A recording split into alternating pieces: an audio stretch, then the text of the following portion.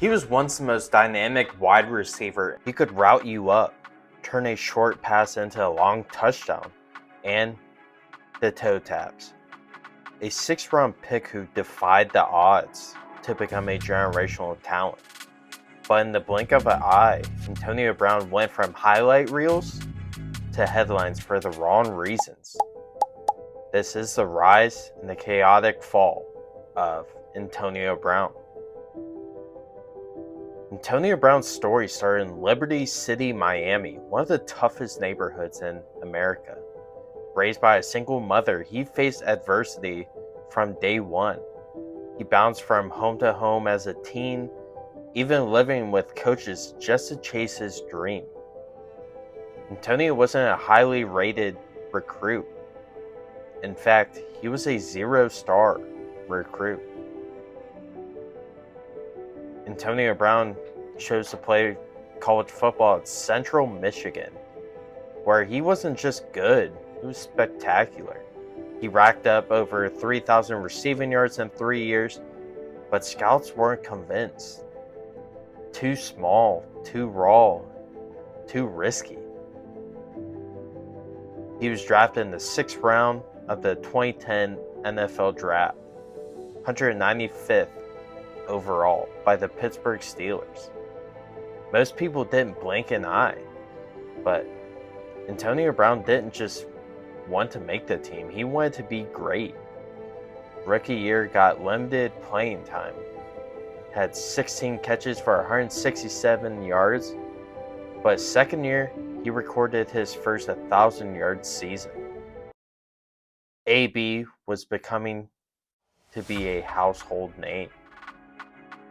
From 2013 to 2018, no wide receiver in the NFL had more catches, yards, or touchdowns than Antonio Brown. He was unguardable. Whether it was toe-tapping catches on the sideline or explosive punt returns, AB was box office. But with the fame came the cracks. While Brown was dominating on the field, issues were beginning to emerge off it.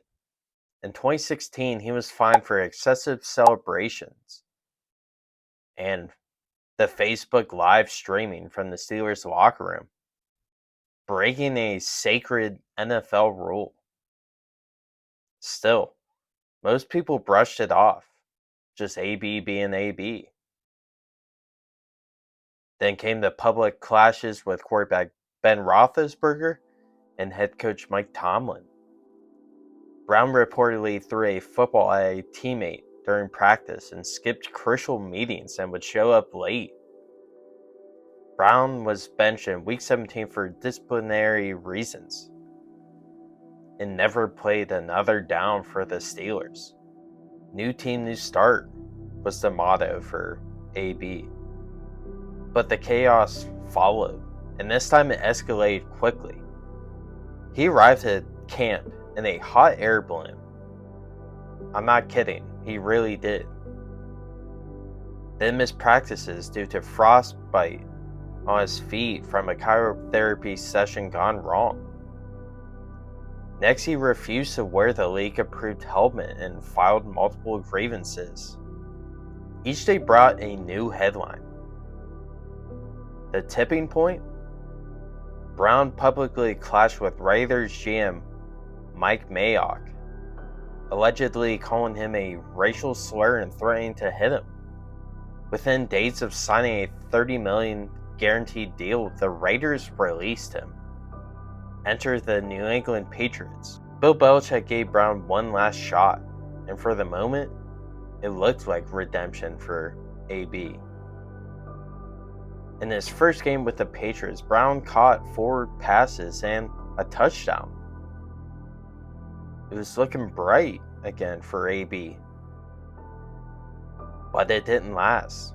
Just days after signing, damaging allegations surfaced, including sexual misconduct from a former trainer. Text messages surfaced. Investigations began. The Patriots released Brown after just 11 days. At this point, fans were no longer asking if he'd return, but should he ever be allowed to? From there, things got stranger. Brown began a string of taking shots at the NFL, the Patriots, and the Raiders, and even his own teammates. In 2020, he faced multiple lawsuits, was arrested for battery, had a public standoff with police at his home, all captured live on Instagram. Many speculated mental health was a factor, especially after years of brutal hits, including the infamous Vontaze Perfect in 2016, that many believed changed him forever. Still, Brown didn't give up on football, neither did one powerful friend, Tom Brady. In 2020, Brady vouched for AB, convincing the Tampa Bay Buccaneers to sign him. And for a while it worked. Brown stayed quiet, putting up numbers and hoping the Bucs win the Super Bowl. Redemption. This is the turning point for AB. Wrong again. In 2021, he was suspended for using a fake COVID-19 vaccination card. Then came the infamous moment that ended it all. January 2nd, 2022, midway through a game against the Jets, Antonio Brown ripped off his jersey, threw his gloves into the crowd, and danced shirtless off the field mid-game. It was a stunning scene, live on national TV. That was the last time Antonio Brown ever played in the NFL. Since leaving the NFL, Brown has launched a rap career, briefly owned an Arena League team, and continued making headlines for all the wrong reasons, from unpaid wages to erratic behavior online. What makes his story so tragic is what could have been. Antonio Brown was on pace to become a first ballot Hall of Famer. He finished with 12,000 yards and 83 touchdowns, and that was with years of his prime left on the table. He wasn't just great, he was one of the greatest to ever do it and had a dominant stretch, 5-year stretch. Antonio Brown's downfall wasn't just one moment. It was a slow burn, a tragic combination of ego, instability, and perhaps a league that wasn't equipped to help him properly. From Liberty City to NFL stardom, and then into the chaos. This is the story of Antonio Brown, one of football's brightest stars, who burned out far too soon. Alright guys, that's going to wrap up the video. I want to thank you guys so much for watching. Please, if you enjoyed the video, give it a like.